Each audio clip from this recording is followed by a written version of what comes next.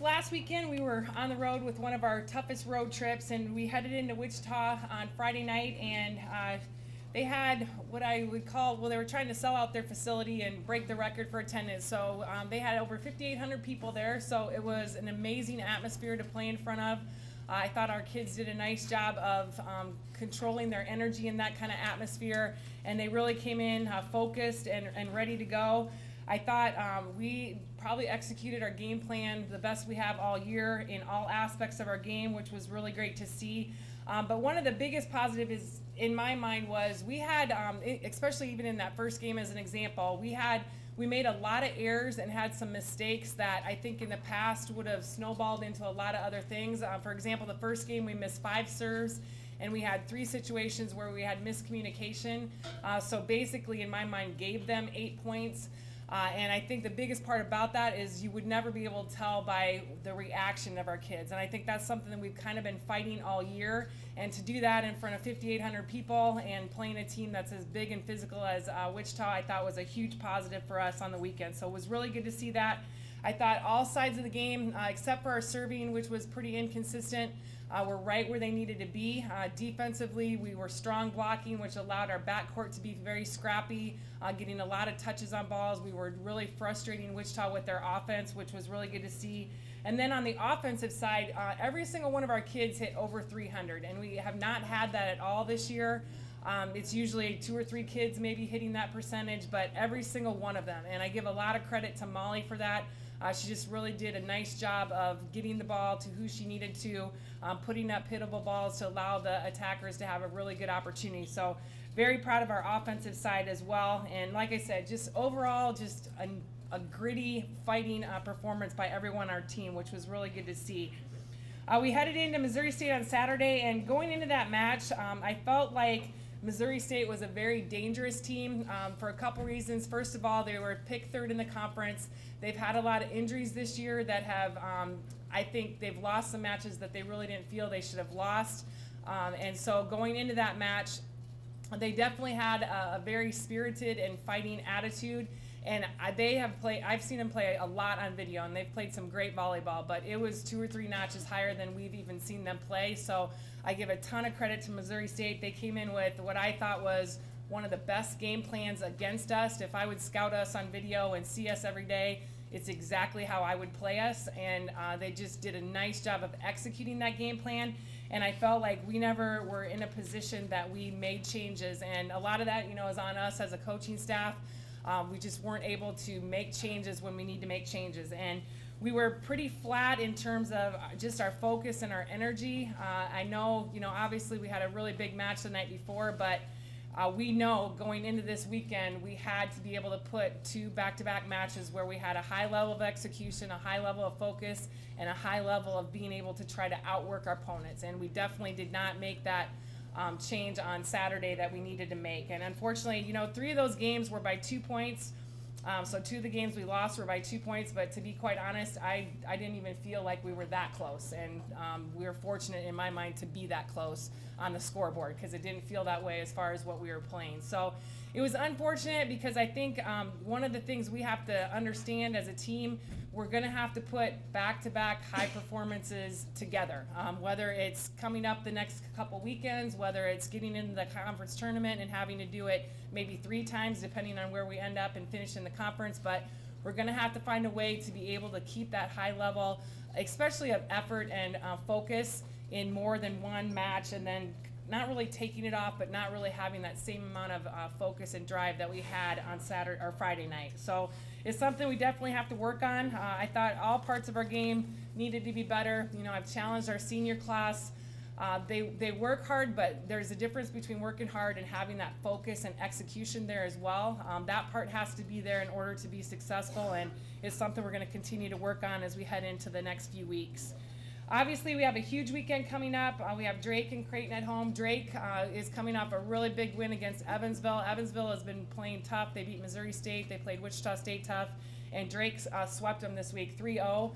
So they're obviously have a lot of energy coming off of that game. If you remember, we played them a tight match at their place. We always seem to have big battles with Drake, no matter where they're at in the conference or where we're at.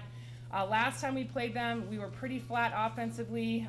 We had a couple players that we couldn't slow down, so those will be focuses for us. And it was also that week that we really struggled passing. If you remember, I just call her number 6 because I can't pronounce her name, but she went on a roll serving-wise. She had, I think, 6 or 7 aces, and 2 or 3 of those we didn't even touch the ball. So obviously that's going to be a big focus for us going into that Friday night match. Turn around and play Creighton, who is currently leading the league. They have 1 loss, and we're right behind them with 2 losses, and they're still playing some really good volleyball. The thing that makes them really good is that they are strong on both the offense and defensive side of the ball, and the part for me that will be the biggest focus for us is their defense. They're leading the league as far as holding opponents to a low hitting percentage.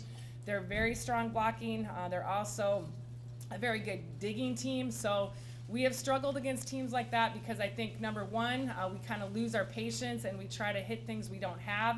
And number 2, that's kind of our strength is our defense. And I think our defense goes down a little bit when we're playing teams that are good at defense, which really doesn't make sense. But I think we need to find a way to turn that around and either stay with that on the defensive side or even push it a couple notches higher. So we will challenge our kids with a lot of drills like that this week. They have one of the most offensive setters in the conference. I would say the most offensive setter in the conference. And this weekend, we did not do well defending the setter, both on Friday and Saturday, actually. So that will be a big focus for us as well. They run the middle a lot. Both middles are top 10 in hitting percentage and blocking, so very effective in the middle. And that also will be a focus for us. So we're looking forward to this week. I would say our kids are a little bit worn down, I think probably more mentally right now than physically. So this will be a little bit of a challenging week for us because there's a lot of things that we need to do. But I also feel our kids need a little bit of a break in some ways, whether it's shorter practices or having another extra day off. We're not really sure yet. We're going to see how they respond today in practice and kind of make decisions from there. So the other thing I'd say is when we played Creighton last time, they had their second most attendance at our match. It was a big, loud crowd, and we challenge our people to come out and do the same for them. We've been really fortunate to have amazing crowds this year. I've said that many times up here, and we only have 3 home games left, so we would love to, on Friday and Saturday night, have the crowds that we've been fortunate to have this year. So come on out, and just don't forget it's 6 o'clock instead of 7 on Saturday. Any questions? Yep. Bobbi, let's assume you beat Creighton and you're tied at the end of the year. What's the criteria for determining who wins the conference? It's a point system, so if we would win out and they would lose only that match and win out and we would be tied, we would actually win the tiebreaker. It goes by basically who you lose to. So since I'm assuming that Wichita would, or not Wichita, sorry, Missouri State. Actually, you know what? It depends. I can't, it's a criteria because right now it's too close to tell. And actually, we might lose out on that. Basically, who you get beat by is more of a criteria than who you beat. So you get points for beating certain teams.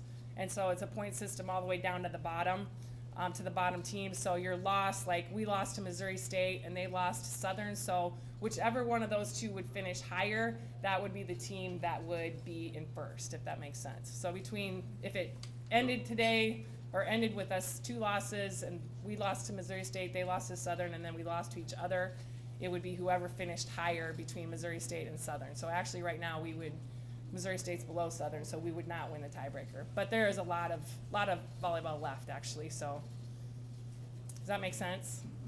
I confused it at the beginning, so. You talked about some reasons why the Creighton match is going to be a big one. Your schedule, that it's going to be the second last at home, where the standings are at. Does the result against them last time put even a little bit more juice into that?